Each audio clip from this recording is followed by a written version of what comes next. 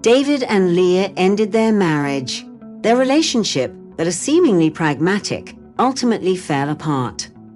Understandably so, as their union was one of convenience. Their folks had been pals since their high school days and nurtured a deep bond. With a son, David, and a daughter, Leah, they envisioned a unified future for their families by ensuring their children would eventually wed. The two kids formed a connection from the cradle, with no meddling from their parents. This alliance offered numerous advantages. Fathers' businesses aligned, mothers became as close as sisters, shared interests blossomed. They even had a sprawling dacha, a grand estate where both families joyously spent holidays and vacations together.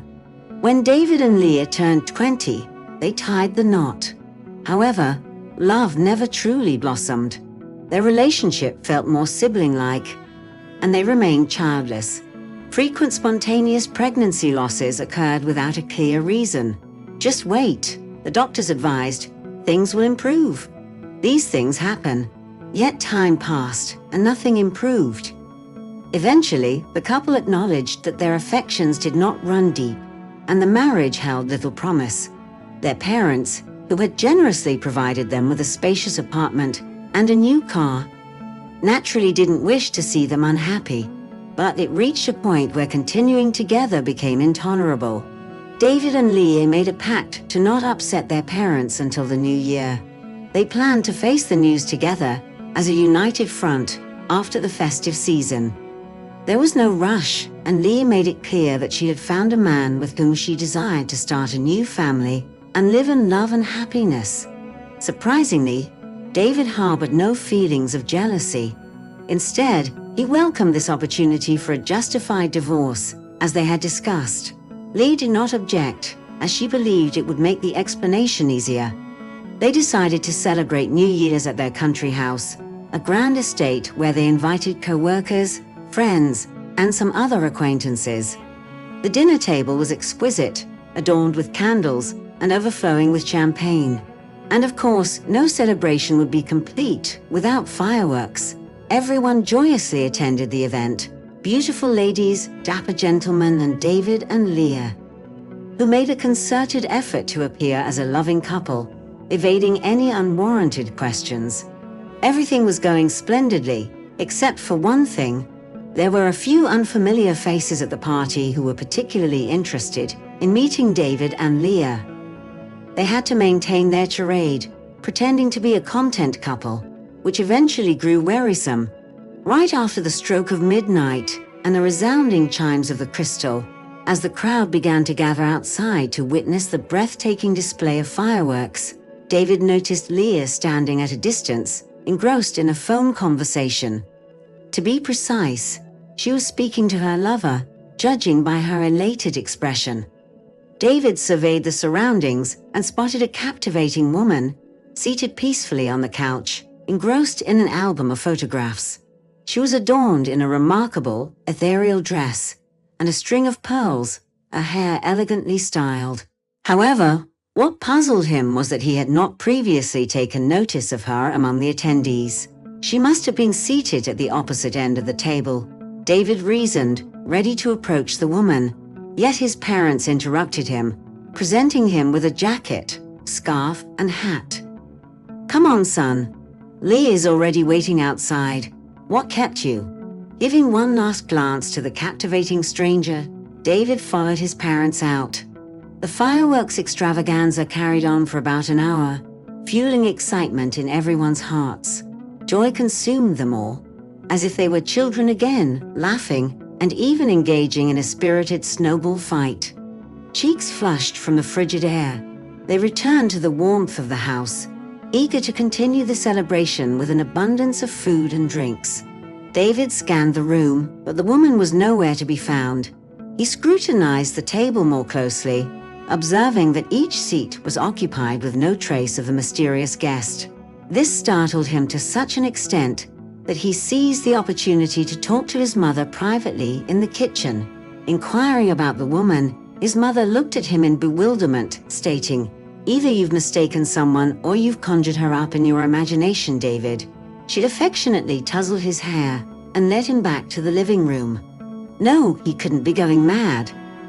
He turned to Leah and asked if she had seen such a lady, providing a detailed description. However, his wife merely shrugged her shoulders, confessing that she had been primarily focused on the men and paid little attention to the women. Desperate for answers, he stumbled upon a photo album resting on the nightstand under the glow of a floor lamp.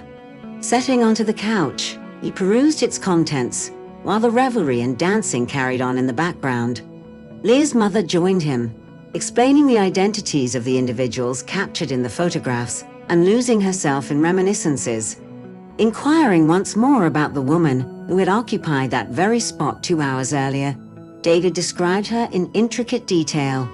My mother-in-law gazed upon him, her surprise unmistakable, as she retrieved yet another album from the upper ledge and presented a portrait with the words, "Well, look here, you've just depicted my grandmother Elizabeth perfectly. Is that her?" David fixed his eyes upon the image, and a sudden, uneasy shiver coursed through him. Indeed, it was she. While her gown was billowy, it was modest, and her necklace less dramatic. Yet the hair, the allure, the grace, it was all identical. "But this is impossible," he murmured under his breath. Though his mother-in-law had already turned her attention back to the party attendees, he found himself unable to make sense of the apparition. Unquestionably, she had appeared to him alone that evening, and it bore all the hallmarks of a hallucination. Months ensuing were fraught with challenge and discomfort. The dissolution of David and Leah's marriage, the declining health of his mother, and a tumultuous dispute with his father weighed heavily on him. Furthermore, wrenching legal battles over asset separation ensued. The two families were steeped in adversity. Leah, who had fallen for someone else and initiated their separation, bore the brunt of the blame. Yet amid the turmoil, David found the vision of the woman unforgettable, affirming it was no mere figment of his imagination. On a balmy day in May, David meandered through the city and stumbled upon a kiosk peddling theater tickets. Compelled, his feet guided him there, and he secured a seat for that evening's show. This proved a preferable alternative to returning to the yet unchanged apartment, a space occasionally still shared with Leah. Missing the desire to engage with her, a night at the theater was indeed his sanctuary. The theater was teeming with people, the luxurious boxes shimmering under the spotlight. He made his way to his balcony seat, his gaze sweeping across the audience in the hall before the performance commenced. Elegantly dressed individuals, armed with binoculars, occupied their seats, engaged in hushed conversations. And then a sight caught his eye. It couldn't be a coincidence. The same attire, the same hairstyle and pearls. With a surge of excitement, he leaped to his feet. However, the lights swiftly dimmed, and the vigilant usher urged him to remain seated. "The parlor doors are already closed, sir. Any inquiries can be addressed during intermission." Amidst the darkness of the hall, he lost sight of her, yet the play no longer mattered. He impatiently awaited the conclusion of the first act, then hastened downstairs. Alas, his fervent pursuit ended in deep disappointment.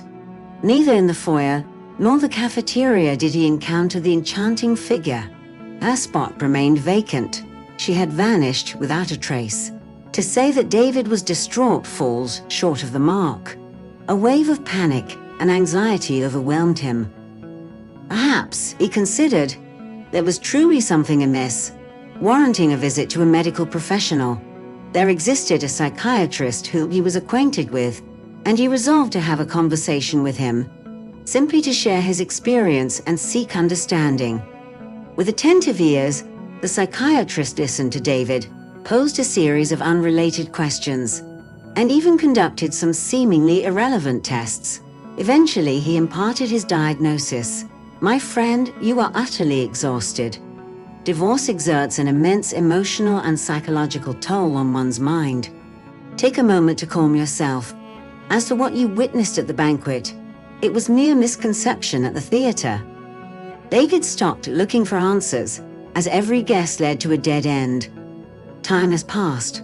A whole year has passed, and with it the worries about divorce and compromises. Starting with a clean slate, he put aside all fears and worries. And finally he met a charming young woman. Avery, a stunning blonde with piercing dark eyes, graced his path. Coming from a respectable family, she had impeccable manners. Favorable circumstances have developed, surpassing even the most incredible luck. A transformation took place in David's presence, which restored his sociability and satisfaction with life. His parents rejoiced at their newfound son. Another New Year's Eve was approaching, which David celebrated at home, since his former father-in-law, mother-in-law, as well as Leah and her newlywed husband lived in the country. To introduce Avery to his parents, David invited them. In the afternoon, Avery called, mysteriously hinting at the upcoming surprise and advising her to prepare.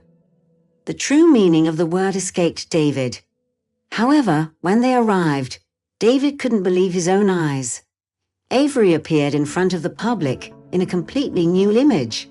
Her once golden locks are now dyed a shiny chestnut color, showing off an exquisite hairstyle. She put on a voluptuous dress, complemented by a string of sparkling pearls. "Look," the girl said, "I've been dreaming for ages of regaining my true self, with my dark eyes and the innate belief that I'm a brunette. Do you approve of this, my dear?" He gazed at her intently, utterly baffled by the perplexing connection that eluded his grasp. Then, without missing a beat, his mom chimed in. "She's an exact replica of a young grandmother, Elizabeth. I remember her very well." Avery's mom intervened in surprise. "No way, such foresight. We almost called Avery Elizabeth, but changed our mind at the last moment. Nevertheless, this mystery has remained unsolved." After the wedding, David told everyone in detail about this incident. Of course, his relatives were stunned, and Avery later confided in him. "It feels as if some higher power brought us together. I'm on cloud nine." David shared her joy. His affection for his young bride was profound, forever seeing in her that indelible vision that had unexpectedly appeared, heralding his future. In no time, they welcomed a daughter, delightful Elizabeth, who inherited all of her mother's beauty and allure. She also embodied the grace of that enigmatic woman whose appearance had foreshadowed David's destiny. Last, it seems that our fates are foretold not only by our own spirits, but also by the souls that inexplicably draw us closer.